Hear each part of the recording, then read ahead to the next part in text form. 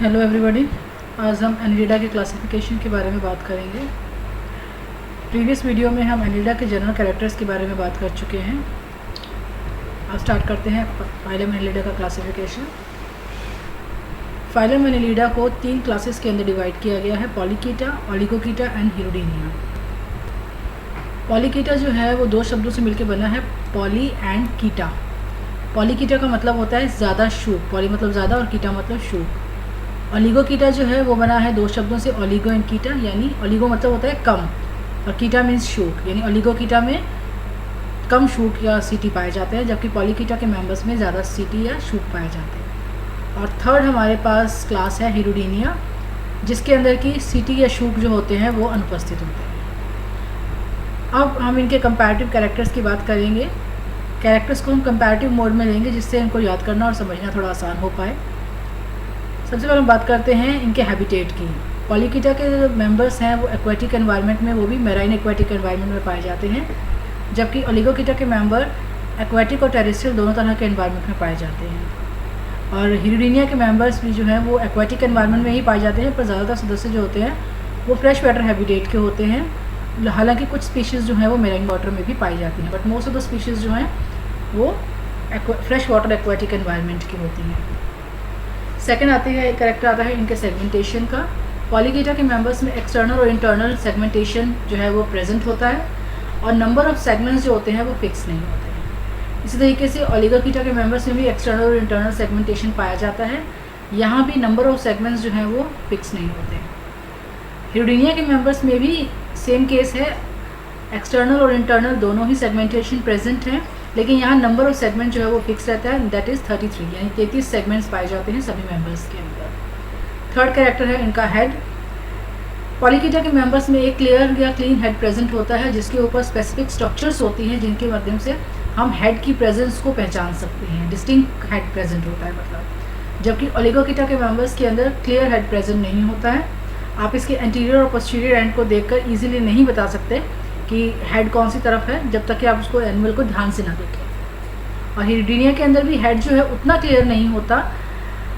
अगर हम लीच का ही एग्जांपल लें तो उसका जो ब्रॉड एंड होता है, जिसको कई बार हम उसका हेड मान लेते हैं, वो हेड ना होकर वो उसका टेल रीजन होता है, जबकि उसका एंटीरियर पोर्शन बहुत छोटा और पतला होता है। इसका मतलब एक क्लियर हेड जो है, डिस्टिंक्ट हेड जो है प्रेजेंट नहीं है। फोर्थ कैरेक्टर है क्लाइटेलम। पॉलीकीटा और ओलिगोकीटा के मेंबर्स में से पॉलीकीटा में क्लाइटेलम कम्प्लीटली एब्सेंट होता है, जबकि ओलिगोकीटा में क्लाइटेलम एक परमानेंट क्लाइटेलम जो है वो प्रेजेंट रहता है। जबकि हिरुडीनिया के मेंबर्स में क्लाइटेलम पाया जाता है, लेकिन वो अस्थायी होता है, यानी सिर्फ रिप्रोडक्टिव सीजन के अंदर ही, ब्रीडिंग के समय ही क्लाइटेलम फॉर्मेशन होती है। नेक्स्ट आता है सिर पर गिल्स और बाकी उपांगों की उपस्थिति। पॉलीकीटा के मेंबर्स में एक डिस्टिंक्ट हेड होता है, तो हेड के ऊपर डिफरेंट अपेंडेजेस, गिल्स और टेंटिकल्स वगैरह प्रेजेंट होते हैं, पार्ट्स वगैरह होते हैं, आइज प्रेजेंट होती हैं। ओलिगोकीटा के मेंबर में हेड के ऊपर कोई स्पेसिफिक स्ट्रक्चर प्रेजेंट नहीं होती, जबकि हिरुडीनिया में हेड पर सकर प्रेजेंट होता है, यानी एंटीरियर सकर जो होता है वो हेड वाले रीजन में प्रेजेंट होता है। नेक्स्ट है रिप्रोडक्टिव ऑर्गन्स के बेस पे। पॉलीकीटा के मेंबर्स में नर व मादा अलग अलग होते हैं, मेल फीमेल अलग अलग एनिमल्स में होते हैं रिप्रोडक्टिव ऑर्गन्स, जबकि ओलिगोकीटा और हिरुडीनिया जो है हर्मेफ्रोडाइटिक नेचर शो करते हैं, यानी उभयलिंगी होते हैं। दोनों में नर व मादा ऑर्गन्स, रिप्रोडक्टिव ऑर्गन्स जो हैं वो सेम ऑर्गेनिज्म में पाए जाते हैं। नेक्स्ट है फर्टिलाइजेशन। पॉलीकीटा में एक्सटर्नल फर्टिलाइजेशन है, जबकि ओलिगोकीटा में एक्सटर्नल फर्टिलाइजेशन है, वो कोकून में होता है जबकि हिरुडीनिया में इंटरनल फर्टिलाइजेशन पाया जाता है। पॉलीकीटा में ट्रोकोफोर लार्वा बनता है, जबकि ओलिगोकीटा में और हिरुडीनिया में लार्वा जो है वो अनुपस्थित होता है। इसके अलावा एक स्पेसिफिक कैरेक्टर है जो सिर्फ हिरुडीनिया में पाया जाता है, वो है बोट्राइडल टिश्यू या द्राक्ष गुच्छाप उत्तक का पाया जाना। हिरुडीनिया के मेंबर्स में सिलोमिक कैविटी के अंदर एक विशेष प्रकार का उत्तक पाया जाता है, जिसे द्राक्ष गुच्छाप उत्तक या फिर बोट्राइडल टिश्यू कहते हैं, जिसके बारे में हम आगे एनिमल की फिजियोलॉजी के साथ ही पढ़ेंगे। अब आता है इनका फर्दर क्लासिफिकेशन। फाइलम एनिलिडा के अंदर आने वाले क्लास पॉलीकीटा को 3 सब क्लासेस के अंदर डिवाइड किया या उपवर्गों के अंदर डिवाइड किया गया है। इरेंशिया, सेडेंटेरिया और आर्की एनिलिडा। अब इन तीनों का कंपैरेटिव स्टडी करते हैं। इरेंशिया जो वर्ड है वो अगर हम उसका इंग्लिश मीनिंग देखें तो वो होता है फ्री लिविंग या फिर मूव करने वाला, और सेडेंटेरिया जो है वो सेडेंटेरी नेचर से बना है, यानी एक जगह पे स्थिर रहने वाला। और आर्की एनिलिडा जो है, आर्की यानी पुरातन और एनिलिडा यानी पुराने यानी शुरुआती एनिलिड्स जो एनिमल्स है वो इस ग्रुप में आते हैं। सो इरेंशिया के जो मेंबर्स हैं वो फ्री लिव, इसके नाम से ही पता लगता है वो फ्री लिविंग होते हैं, शिकारी नेचर के होते हैं यानी प्रेडेटरी नेचर के होते हैं और बिलों में रहते हैं। जबकि सेडेंटेरिया जो उसके नाम से ही प्रतीत होता है वो एक ही जगह पर जुड़े हुए रहते हैं, किसी भी स्थान से जुड़े हुए होते हैं, मतोपजीवी होते हैं और ये बिल में रहते हैं। जबकि आर्की एनिलिडा के मेंबर्स जो होते हैं वो स्वतंत्र जीव होते हैं, फ्री लिविंग नेचर के होते हैं और बिलों में भी नहीं रहते हैं। इरेंशिया में जो शरीर होता है मल्टीपल सेगमेंट्स या खंडों के अंदर विभक्त होता है और खंड जो होते हैं वो समान प्रकार के होते हैं। जबकि सेडेंटेरिया के मेंबर्स में भी शरीर खंडित होता है, लेकिन शरीर को हम एक्सटर्नली दो मेन पार्ट्स के अंदर आइडेंटिफाई कर सकते हैं, यानी जो खंड है वो बाहरी रूप से काफ़ी मॉर्फोलॉजी के अंदर काफ़ी डिफ्रेंसिएशन शो करते हैं।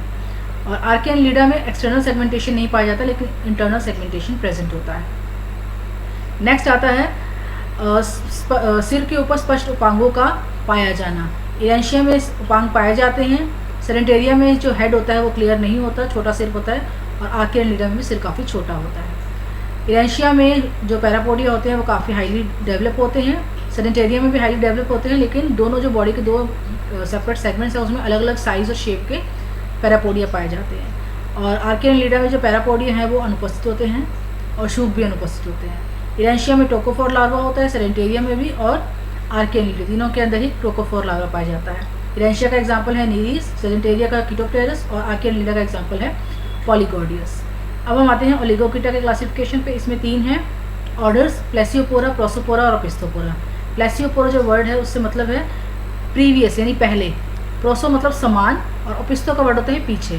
तो ये जो है वो टेस्टिस और मेल जेनाइटल पोर की प्रेजेंस यानी दोनों की आपस में पोजीशनिंग के ऊपर इनके नाम दिए गए हैं। तीनों ही यानी प्लेसियोपोरा एक्वेटिक है, प्रोसोपोरा भी एक्वेटिक है, लेकिन ओपिस्थोपोरा के मेंबर एक्वेटिक और टेरेस्ट्रियल दोनों होते हैं। प्लेसियोपोरा में जो मेल जेनाइटल पोर होता है वो टेस्टिस से पहले वाले सेगमेंट में, प्रोसोपोरा में दोनों चीज़ें यानी टेस्टिस और मेल जेनाइटल पोर सेम सेगमेंट में, जबकि ओपिस्थोपोरा में मेल जेनाइटल पोर टेस्टिस से बाद वाले खंड में पाया जाता है। और इनके एग्जाम्पल हैं क्रमशः ट्यूबिफेक्स, ल्यूम्ब्रिकुलस और ल्यूम्ब्रिकस, या फिर इसका कॉमन नेम जो है वो है केंचुआ। नेक्स्ट हम आते हैं हिरुडिनिया के क्लासिफिकेशन के ऊपर।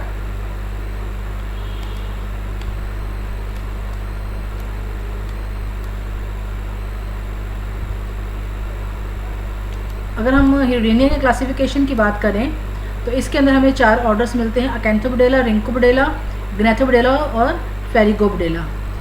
अकैंथोपोडेला फिशेस के पैरासाइट हैं, रिंकोपोडेला स्नेल्स, फ्रॉग्स और फिशेस के, ग्नैथोपोडेला वर्टिब्रेट्स के पैरासाइट्स हैं, एक्टोपैरासाइट्स हैं, जबकि फेरिगोपोडेला जो है वो फ्रेश वाटर कार्निवोरस है। अकैंथोपोडेला में अग्रचूषक अनुपस्थित है, रिंकोपोडेला में अग्र और पश्च दोनों, अग्रचूषक उपस्थित भी हो सकता है अनुपस्थित भी, ग्नैथोपोडेला में दोनों एंटीरियर और पोस्टीरियर सक्कर्स प्रेजेंट हैं। अकैंथोपोडेला में जॉज एब्सेंट है, रिंकोपोडेला में भी एब्सेंट है, जबकि ग्नैथोपोडेला में जॉज जो है वो प्रेजेंट है, फेरिगोपोडेला में जॉज एब्सेंट है। ब्लड की बात करें तो अकैंथोपोडेला का जो ब्लड है कलरलेस होता है, रिंकोपोडेला का भी कलरलेस होता है, जबकि ग्नैथोपोडेला का रेड कलर का होता है और फेरिगोपोडेला का ब्लड भी जो है वो रेड कलर का होता है। जो फेरिंग्स है वो अकैंथोपोडेला में बहिसारी होती है, यानी वो बाहर की ओर उगली जा सकती है, और रिंकोपोडेला में भी बहिसारी नेचर की होती है, जबकि ग्नैथोपोडेला में बहिसारी नहीं होती, यानी उसको बाहर उगला नहीं जा सकता। और फेरिगोपोडेला में भी अबहिसारी प्रकार की जो ग्रसनी है वो पाई जाती है। इनके एग्जाम्पल है क्रमशः अकैंथोपोडेलिडा के अंदर अकैंथोपोडेला, रिंकोपोडेलिडा का एग्जाम्पल है पोंटोपोडेला, ग्नैथोपोडेलिया का एग्जाम्पल हेरुडेनिया या फिर लीच, जिसको कि हम कंप्लीट हम इसकी मॉर्फोलॉजी आगे पढ़ने वाले हैं, पूरा सिस्टम इसकी स्टडी करने वाले हैं। And the last one is the फेरिगोपोडेलिडा, इसका एग्जाम्पल है डायना। सो इस प्रकार हमने क्लासिफिकेशन देखा है एनिलिडा फाइलम का। 3 क्लासेस हैं, पॉलीकीटा, ओलिगोकीटा, हिरुडिनिया। पॉलीकीटा में 2 सब क्लासेस हैं, 3 सब क्लासेस हैं, इरेंशिया, सेडेंटेरिया और आर्की एनिलिडा। ओलिगोकीटा में 3 ऑर्डर्स हैं, प्लेसियोपोरा, प्रोसोपोरा और ओपिस्थोपोरा, जबकि हिरुडिनिया में 4 ऑर्डर्स हैं, अकैंथोपोडेलिडा, रिंकोपोडेलिडा, ग्नैथोपोडेलिडा एंड फेरिगोपोडेलिडा। इसी के साथ हमारा एनिलिडा का क्लासिफिकेशन खत्म होता है। Thank you.